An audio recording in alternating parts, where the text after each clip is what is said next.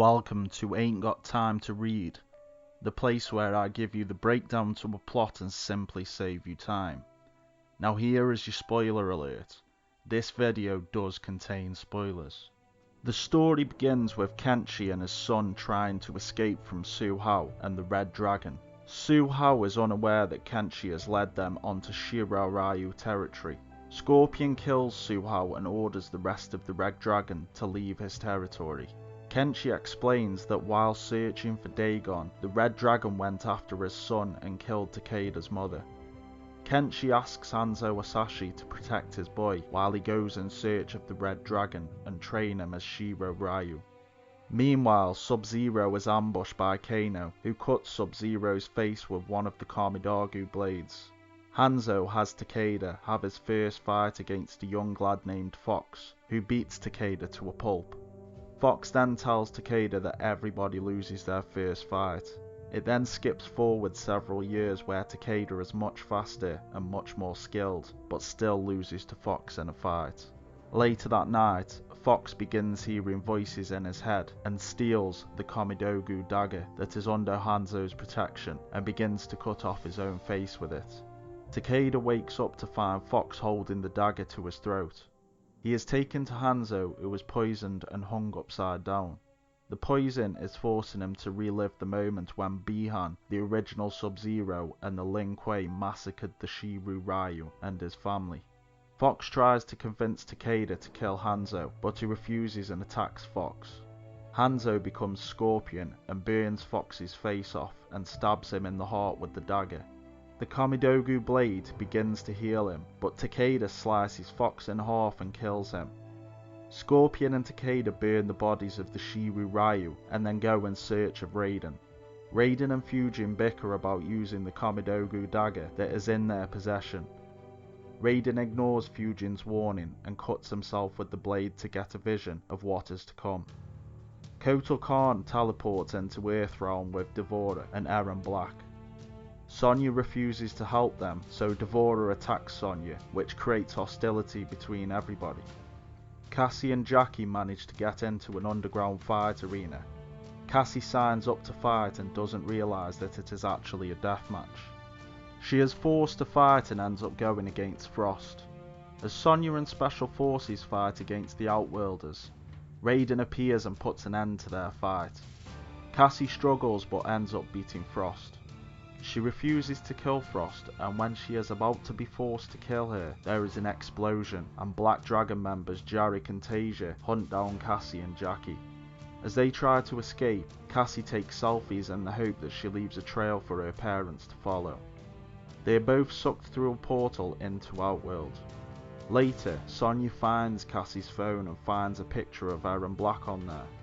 Kotal Kahn remembers back to when he was a boy and Shao Kahn and Goro defeated his people. Upon relinquishing his throne to Shao Kahn, Kotal Ket sent his son Kotal Kahn to Earthrealm and told him to return when he had survived what it had to offer. He found the Mayans and helped to defend them. Over time he fought alongside them to defend their lands. He taught them the Osh-Tekk ways and sacrifices, and they named him a god. He returned to his father, who was still disappointed in him, so Kotal Kahn returned to the Mayans, only to find that they had caught diseases from their sacrificial ways. He ponders how far he has come, as in the current day he rallies his men to hunt down Mileena. Meanwhile, in the Golden Desert, Mileena makes a deal with Goro to become allies.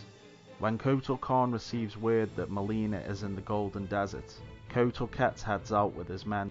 Raiko is aware that the Osh-Tekk draw their power from the sun and has Rain use his abilities to darken the sky. Using Shao Kahn's hammer, Kotal Ket beats Goro with it, but all it does is make Goro mad. As they fight, Mavado and the Red Dragon ambush and kill Kotal Ket's men. Goro takes Shao Kahn's hammer from Kotal Ket and takes off his head with it. Upon hearing that his father has been killed, Kotal performs a blood ritual to increase his power. As Kotal Kahn rides into the Golden Desert alone, Goro prepares for battle. Mileena's lover Riko takes her to one side and warns her that Goro will turn on her and take the throne from her once she has it. She tells Riko that he is the only one that she trusts.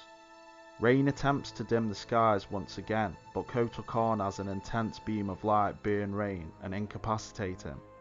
Kotal Khan fights his way through Goro's men. When finally reaching Goro, he rips and cuts away all 4 of Goro's arms. Goro begs for death, but Kotal Khan leaves him to suffer with no arms. Terrafor, Devourer and Reptile reveal themselves and take out the rest of Goro's men. However, Sonya shoots Kotal Khan in the stomach and demands that he tell her where Cassie is. Devourer heals Kotal Khan and Johnny Cage defuses the situation.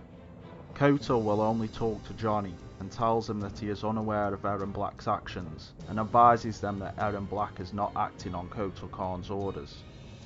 While transporting Cassie and Jackie, Kano remembers the day when he cut Sub-Zero with the Kamidogu dagger and was nearly killed by Sub-Zero after he smashed Kano's robotic eye to pieces, forcing Kano to get an upgrade.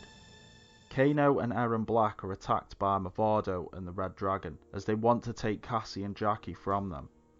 As Hanzo and Takeda rest, a storm is brewing and Raiden emerges from the lightning and attacks Hanzo.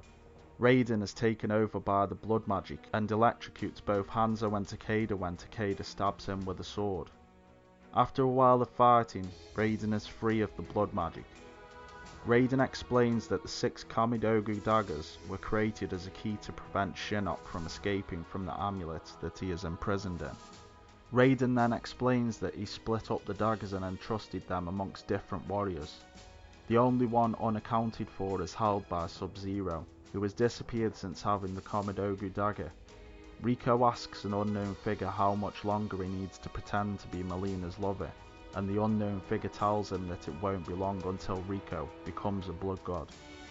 While on the trail of Cassie and Jackie, Sonya and Johnny find a wounded Erron Black who reveals that when Mavado and the Red Dragon attacked, Kano escaped from the battle and left them all to fight for themselves.